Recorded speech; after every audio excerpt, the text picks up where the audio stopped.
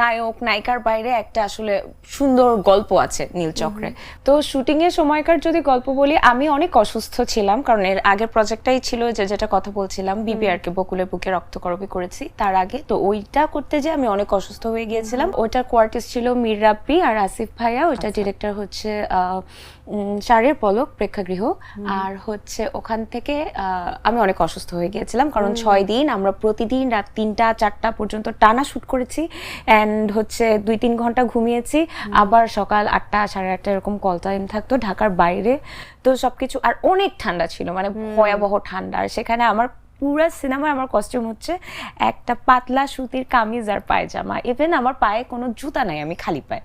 So আমার অনেক ঠান্ডা লাগে। তো ওখান থেকে তার 2 দিনের ব্রেকে আমি চলে যাই নীলচক্রের সেটে। তো নীলচক্রে যেটা হয়, আমার একটা সিন ছিল, যে সিনে ঝর্ণা ছেড়ে আমি হচ্ছে ওয়াশরুমের ভেতরে কান্না করছি। তো ওই সিনটা করতে যে আমার এত মানে ঠান্ডা পানি, ঠান্ডা ডিসেম্বর মাস শুট হচ্ছে, আমি নিঃশ্বাস নেওয়া আমার বন্ধ হয়ে গেছিল। অ্যান্ড আমি পুরোটা শট দিয়েছি, আমি কিচ্ছু বলি নাই।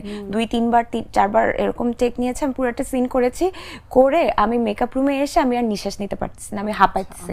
তো তারপর হচ্ছে ডিনোলাইট, বড় ডিনোলাইট, 2টা ডিনোলাইট এনে একটা আমার পিছন দিয়ে ছেড়েছে, একটা আমার সামনে দিয়ে, অ্যান্ড ডিনোলাইটের তাপে তারপর আমি আস্তে আস্তে আমার বেটার ফিল হয়েছে, নইলে আমি মনে হয় মরেই যেতাম। না এরকম ভাবার কোনো কারণ নেই। তুমি ইতিমধ্যে এত অল্প সময়ে এসে খুব ভালো কাজ করছো, সময়টা কিন্তু বেশ অল্প, যতগুলো চলচ্চিত্র অলরেডি কাজ করে ফেলেছো তুমি, রিলিজ হয়তো এখনো হয়নি।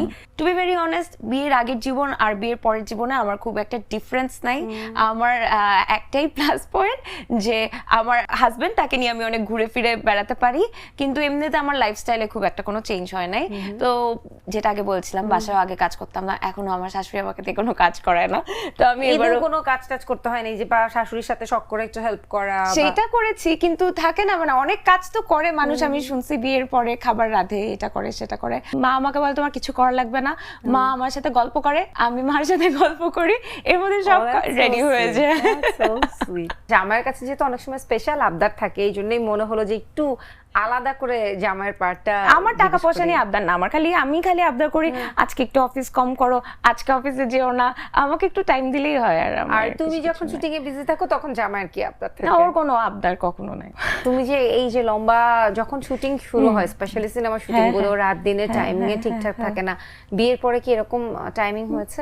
হ্যাঁ হয়েছে, ঢাকার বাইরে শুটে গিয়েছি 2 দিন 3 দিন 4 দিন। ওর জন্য মনে হয় ভালোই হয়, কারণ ও অনেক কাজ করতে পারে, he is very workaholic, so ও খালি কাজ করতে চায়।